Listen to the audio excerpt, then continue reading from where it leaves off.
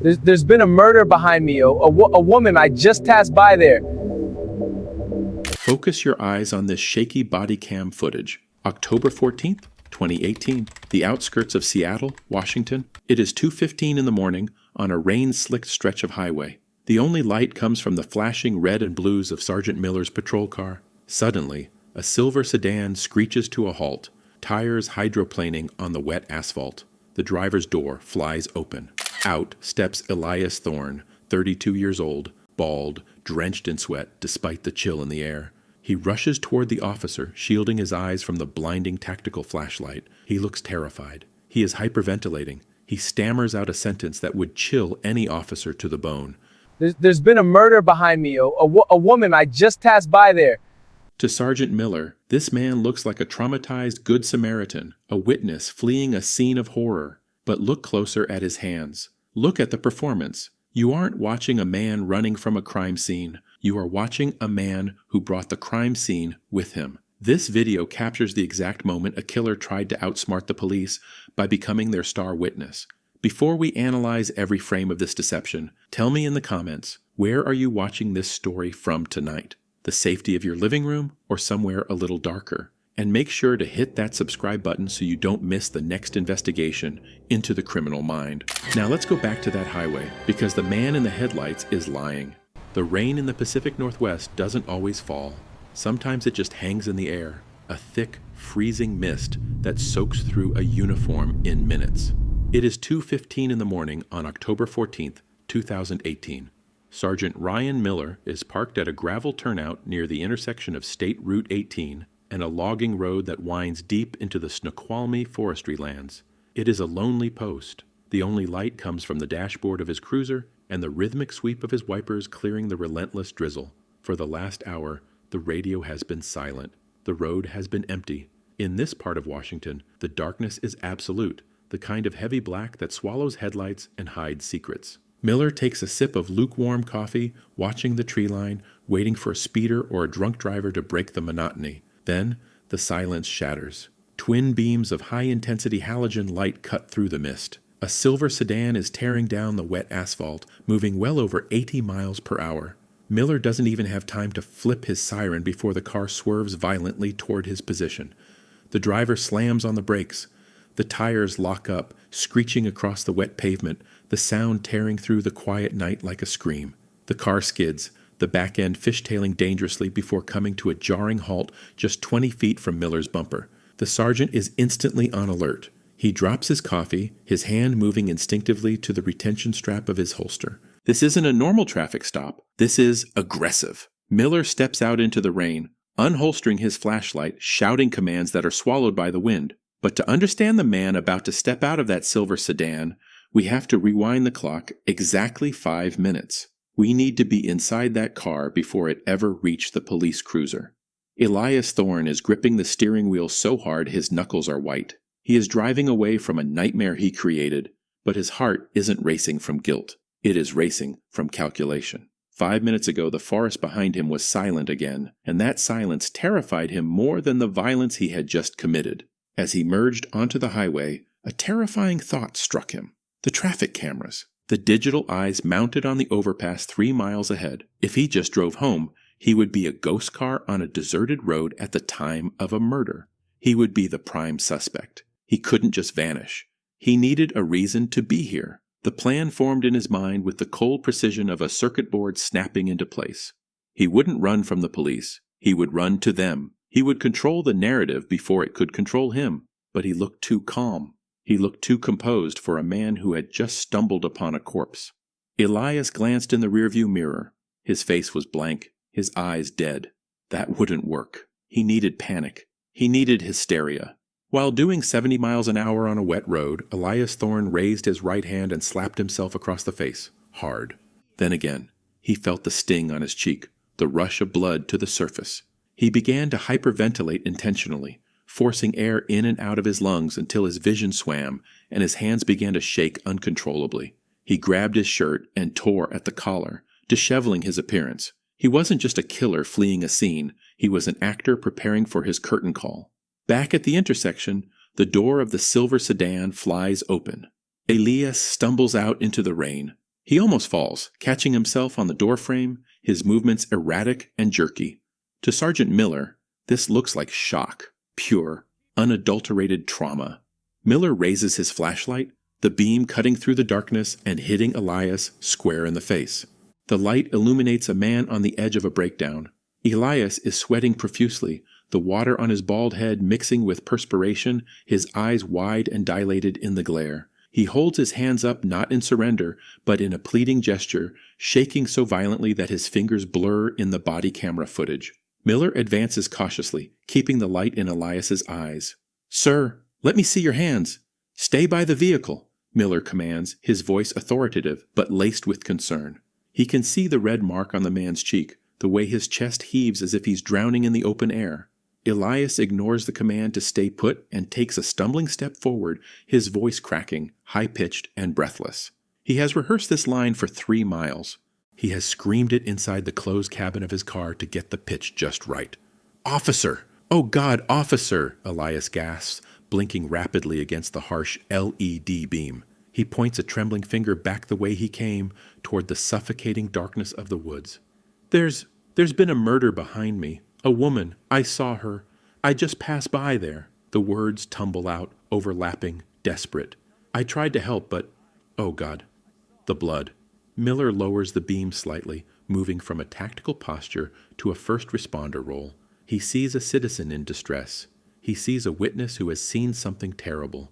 He doesn't see the scratches hidden under Elias's long sleeves. He doesn't see the dirt under his fingernails. He only sees the panic that Elias Thorne manufactured 5 minutes ago on the highway. "Calm down," Miller says, stepping closer, holstering his weapon, but keeping the light trained on the man. "Take a breath. Where? Show me where." Elias nods frantically, wiping rain and fake tears from his face. "Back there," he stammers, turning to face the black void of the tree line. "About 2 miles. She's just lying there."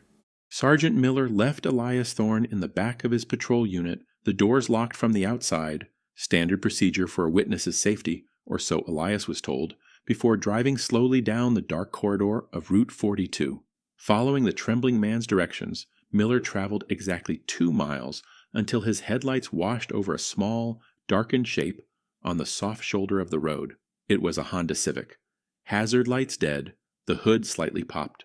Miller parked his cruiser at an angle to block the scene, his heart hammering against his ribs.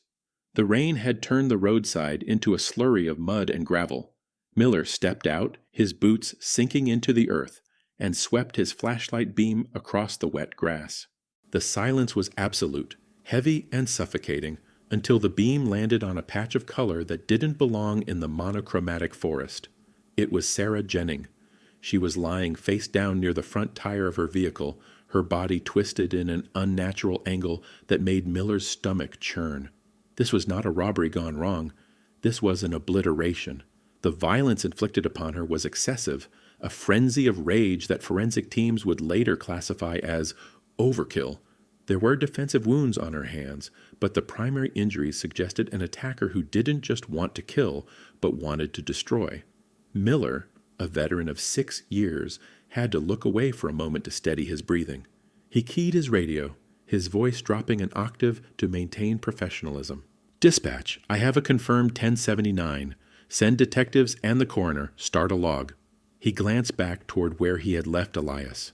The man was their only lead, the only person who had seen the monster who did this. Miller felt a surge of protectiveness over the bald man shivering in his cruiser. He had no idea he was protecting the monster itself. Back at the intersection, inside the warm, dry cabin of the police interceptor, Elias Thorne sat wrapped in a gray wool blanket that another responding officer had provided. He was the picture of trauma. He rocked back and forth slightly, staring blankly at the cage divider in front of him. When an officer opened the rear door to check on him, Elias looked up, his eyes wide and pleading. "Is she okay?" he asked, his voice cracking perfectly. "I didn't check. I was too scared to get close. I just ran." He paused, swallowing hard as if holding back vomit. "I tried to call 911, I swear. But there was no bars. My phone wouldn't connect. That's why I drove to you." The officer nodded sympathetically, assuring Elias he did the right thing, that he was safe now.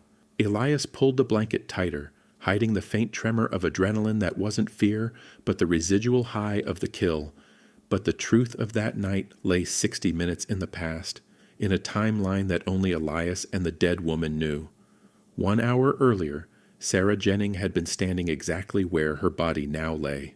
Her car had overheated, steam billowing from the radiator into the cold night air. She was shivering, hugging her arms for warmth, when Elias's silver sedan slowed to a crawl and pulled in behind her. When Elias stepped out, he didn't look like a threat. He looked like a savior. He was calm, soft-spoken, offering a jumper cable and a smile. Sarah felt a wave of relief. "I think it's the radiator," she had said, her teeth chattering. Elias had nodded, playing the role of the helpful stranger. "Let me take a look," he offered, popping his trunk.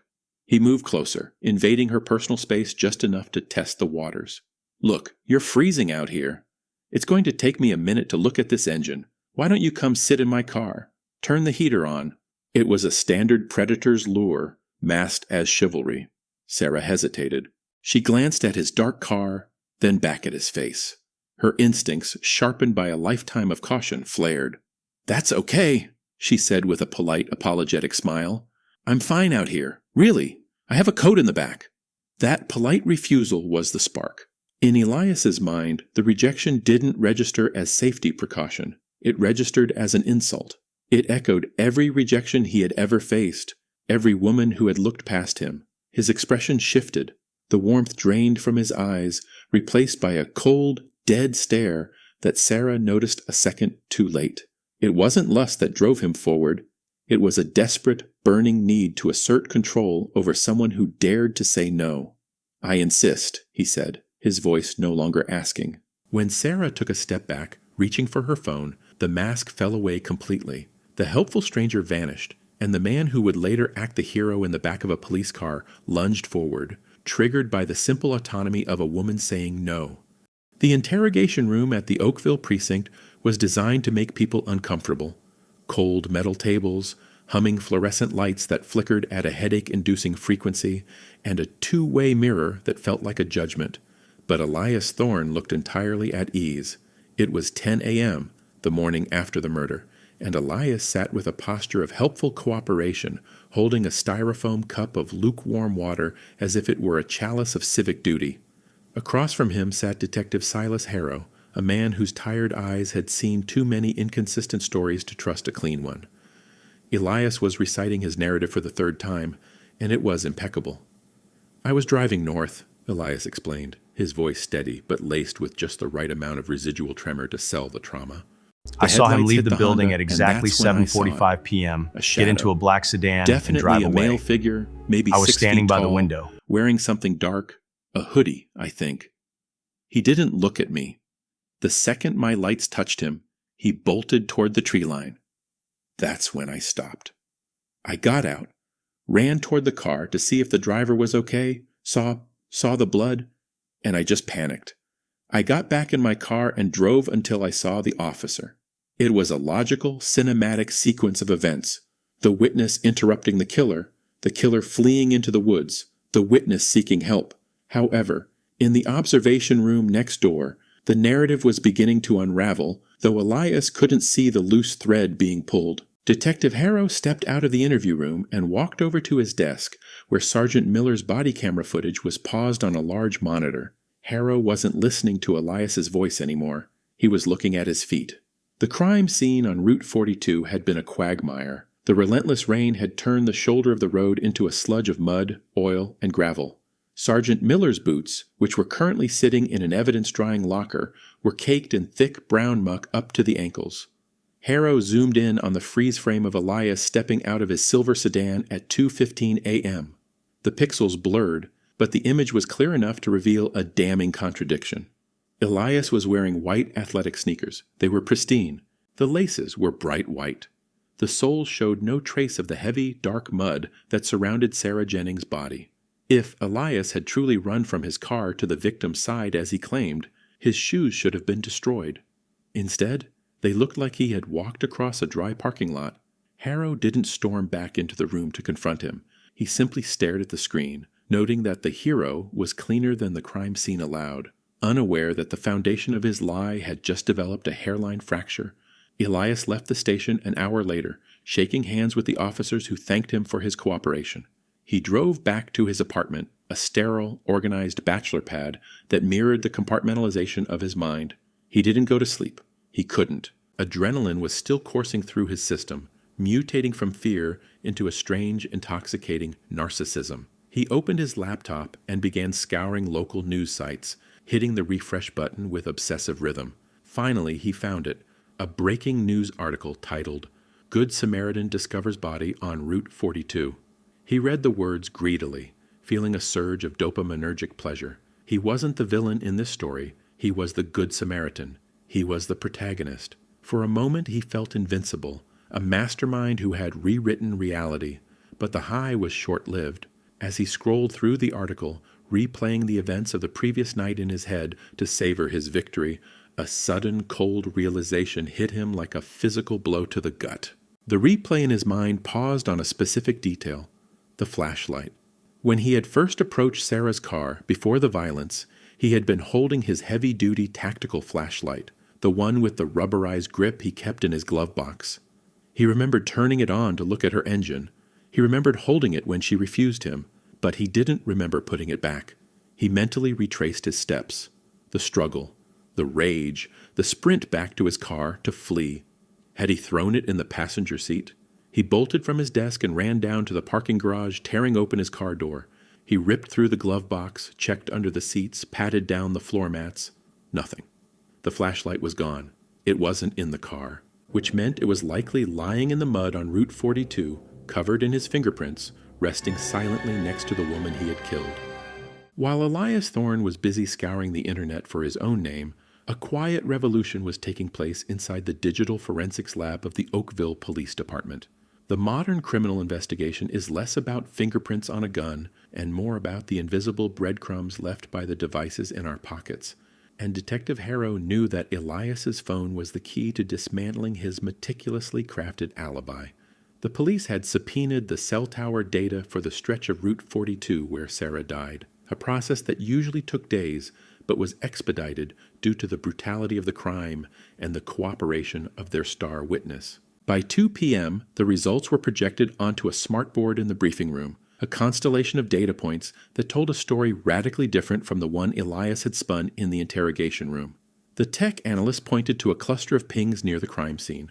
According to Elias, he had been driving north at 2:10 a.m., saw the body, and immediately fled to find Officer Miller. But the digital footprint was unforgiving. The data showed that Elias's phone had handshaked with the nearest tower, entering the specific sector of the murder scene at exactly 1:30 a.m. More damning was the GPS telemetry derived from the signal strength. The device didn't pass by. It stopped. The timeline on the screen was a silent indictment. The blue dot representing Elias's phone remained stationary at the exact coordinates of Sarah Jennings' broken-down car for 25 agonizing minutes. From 1:35 a.m. to 2 a.m., Elias Thorne wasn't driving. He was waiting, interacting, and ultimately destroying. "Nobody stops for 25 minutes just to look at a shadow in the woods," Harrow muttered, the realization hardening his features. The Good Samaritan narrative evaporated in that room, replaced by the cold, hard math of triangulation. The gap between 2 a.m. and 2:15 a.m., the time he approached Officer Miller, was accounted for by the drive to the intersection and the time he spent staging his own panic. Armed with this undeniable contradiction, Harrow didn't just have a hunch anymore. He had probable cause. He immediately drafted affidavits for search warrants, targeting Elias's silver sedan and his apartment, no longer looking for a witness's assistance, but for a killer's trophies. Simultaneously, in a small family waiting room down the hall, a different kind of evidence was surfacing, one born from tragedy rather than technology. Sarah Jennings' family was gathered in a state of shock, their lives fractured by the news. Among them was Mark, Sarah's fiancé, who sat clutching his head in his hands, staring at the floor. He had been waiting for her to come home, and the guilt of not being there to help her was eating him alive. When Detective Harrow entered the room, treading softly, Mark looked up with hollow eyes. "She tried to tell me," Mark whispered, his voice trembling. "They gave me her phone. The screen is cracked, but it still turns on. Sarah's phone had been recovered near her body, battered but functional. Mark explained that he had checked their message thread, desperate for a last connection. There were no sent messages, but there was a failed delivery notification. Because of the dead zone on Route 42, a voice message Sarah had attempted to send at 1:45 a.m. had never reached the network. It was sitting in the localized cache of the messaging app, a ghost in the machine waiting to be heard. With the family's permission, the forensics team extracted the audio file. The room fell into a deathly silence as they played the clip. Through the static and the sound of wind, Sarah's voice filled the room, sounding anxious but trying to stay brave. "Hey babe, don't worry, a guy just pulled over. He's bald, driving a silver car. He looks a little intense, kind of strange, but he seems really eager to help with the engine. I think I'll be okay. Love you." The recording ended with a click. The description was devastatingly specific. Bald. Silver car. Strange but eager. It was a direct communication from the grave, identifying Elias Thorne not as a savior, but as the predator who had circled her in her final moments. The timestamp of 1:45 a.m. aligned perfectly with the GPS data of Elias's stationary phone. The mask had officially fallen. Elias Thorne wasn't a witness who had stumbled upon a nightmare. He was the man who had promised help and delivered death. Detective Harrow walked out of that room with the weight of Sarah's voice in his ears, picking up the phone to call the judge. "Sign the warrants," he said, his voice cold. "We have him."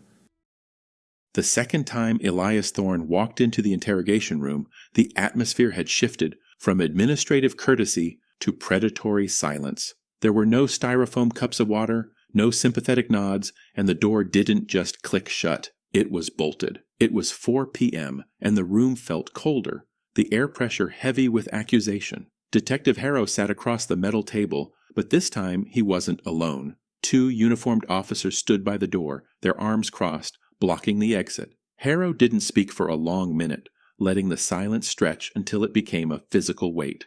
He placed a single file folder on the table but didn't open it. Instead, he looked directly at Elias's arms. Elias was wearing a heavy, long-sleeved flannel shirt buttoned to the wrists, despite the climate-controlled interior of the precinct being comfortably warm.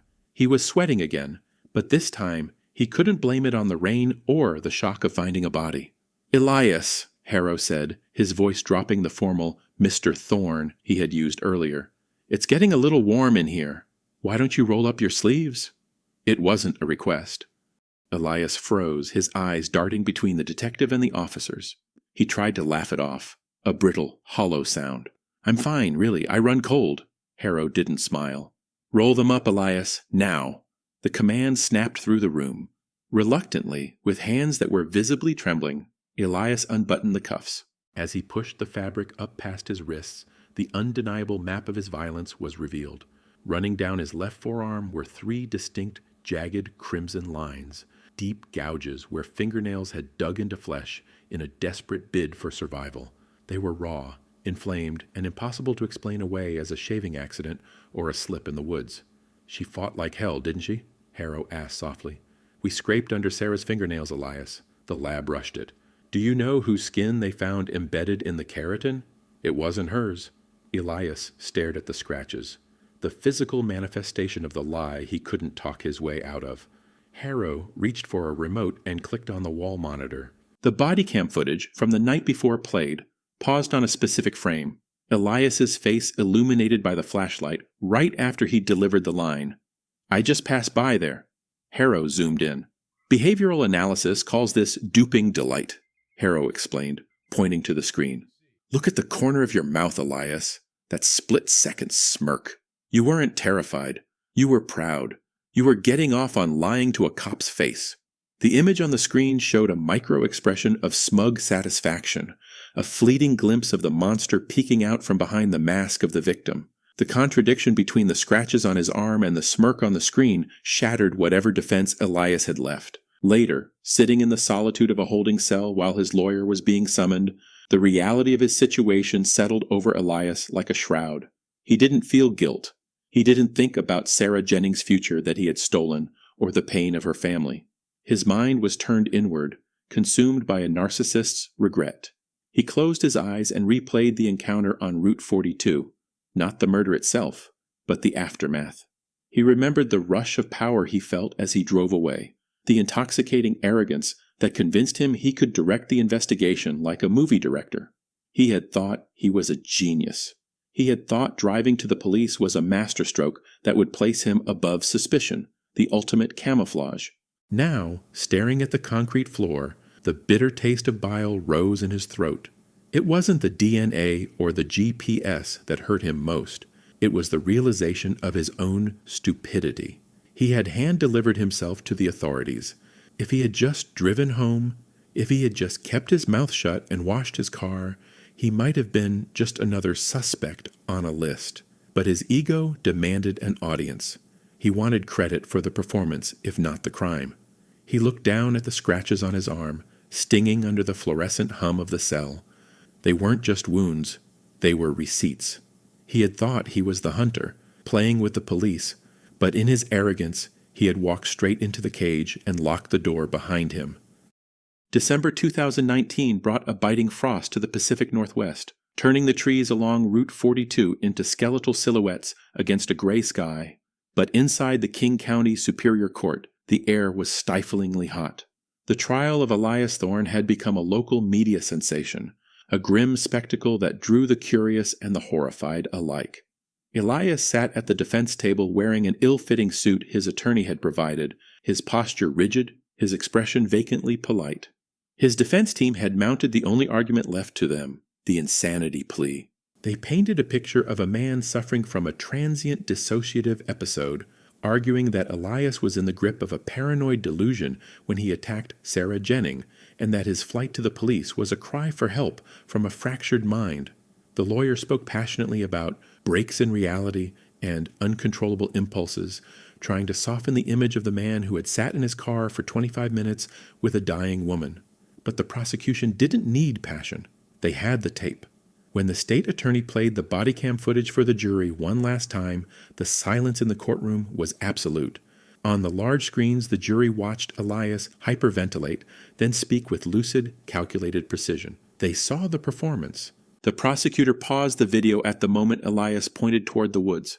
"This is not the face of insanity," the prosecutor declared, gesturing to the freeze frame of Elias's eyes, which were sharp and alert. "This is the face of a director.